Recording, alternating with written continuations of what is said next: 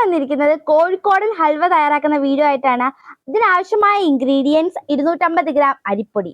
Hi, welcome back to Sulu kitchen. അപ്പോൾ ഇതെങ്ങനെയാണ് തയ്യാറാക്കുന്നതെന്ന് അറിയാൻ വേണ്ടി നമുക്ക് വീഡിയോയിലേക്ക് കിടക്കാം. ഞാൻ ഈ കപ്പിലാണ് 250 ഗ്രാം അരിപ്പൊടി അളന്നെടുത്തിരിക്കുന്നത്. ഇനി നമുക്ക് ഇതിലേക്ക് കുറച്ച് വെള്ളം ഒഴിച്ചൊന്ന് മിക്സ് ചെയ്തെടുക്കാം.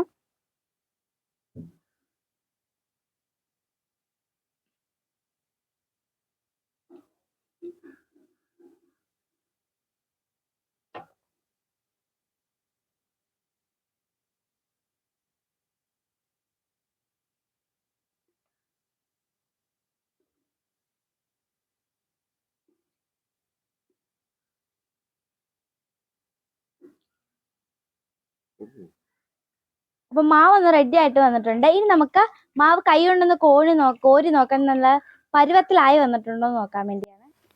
ഇനി നമുക്ക് ചരിത്രത്തിലേക്കൊന്ന് എത്തി നോക്കിയാലോ. കഥ നടക്കുന്നത് തന്നെ 500 വർഷങ്ങൾക്ക് മുമ്പാണ്. ഇത് നടക്കുന്നത് ഒരു കോഴിക്കോടൻ തെരുവിലാണ്.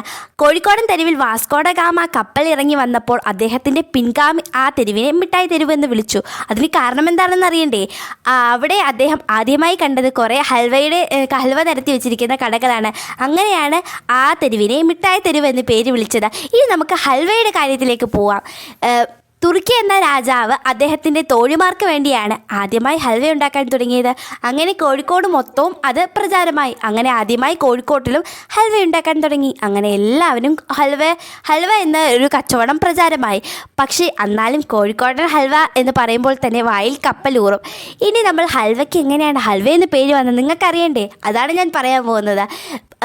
വാസ്കോഡ ഗാമയുടെ പിൻഗാമി തന്നെയാണ് ഹൽവയ്ക്ക് ഹൽവ എന്ന് പേര് വിളിച്ചത്. ഹൽവ എന്നൊരു വാക്ക് ഒരു അറബിയൻ വേർഡാണ്. അതിൻ്റെ മീനിങ് എന്താണെന്ന് അറിയണ്ടേ? മധുരമുള്ള പലഹാരം എന്നാണ് അതിൻ്റെ അർത്ഥം. അങ്ങനെയാണ് ഹൽവയ്ക്ക് ഹൽവ എന്ന് പേര് വന്നത്. എന്നാലും നമ്മളുടെ നാട്ടുകാർ അതിനെ ഹൽവ അങ്ങനെ പല പേരുകളും വിളിക്കുന്നുണ്ട്.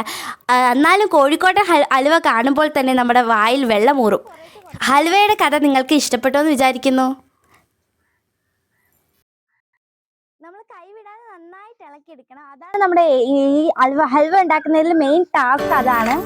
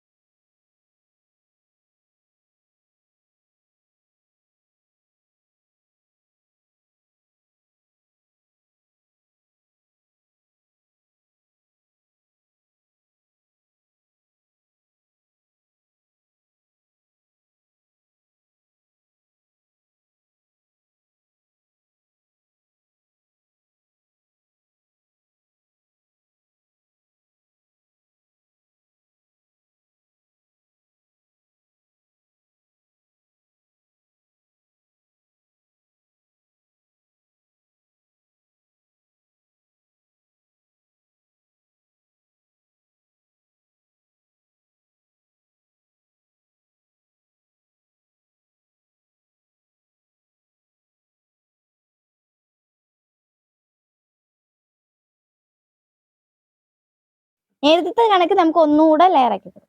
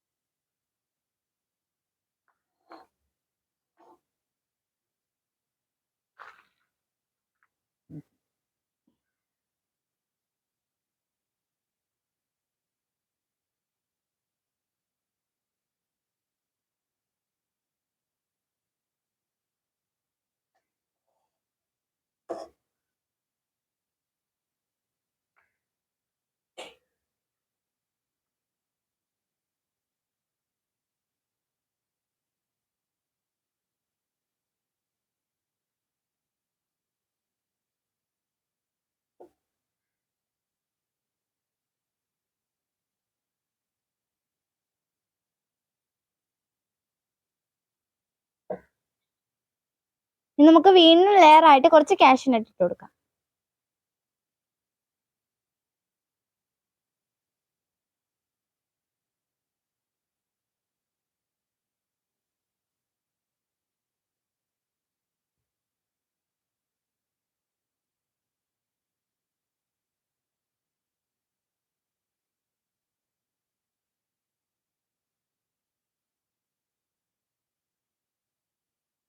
ഇനി നമുക്ക് 2 മണിക്കൂർ റൂം ടെമ്പറേച്ചറിൽ വെച്ചൊന്ന് തണുപ്പിച്ചെടുക്കാം. അങ്ങനെ കോഴിക്കോടൻ ഹൽവ ഇവിടെ റെഡി ആയിട്ടുണ്ട്. ഇനി നമുക്ക് ഇതൊരു പാത്രത്തിലേക്ക് മാറ്റാം. ഇനി നമുക്ക് ഒരു പ്ലേറ്റിലേക്ക് മറിച്ചിടാം.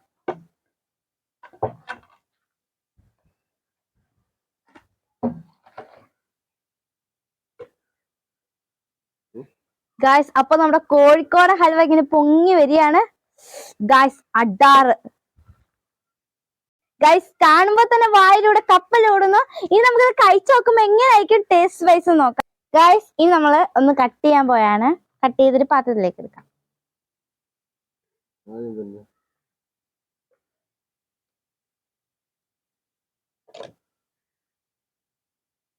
ഗൈസ്, കറക്റ്റ് തിക്കായിട്ട് വന്നിട്ടുണ്ട്.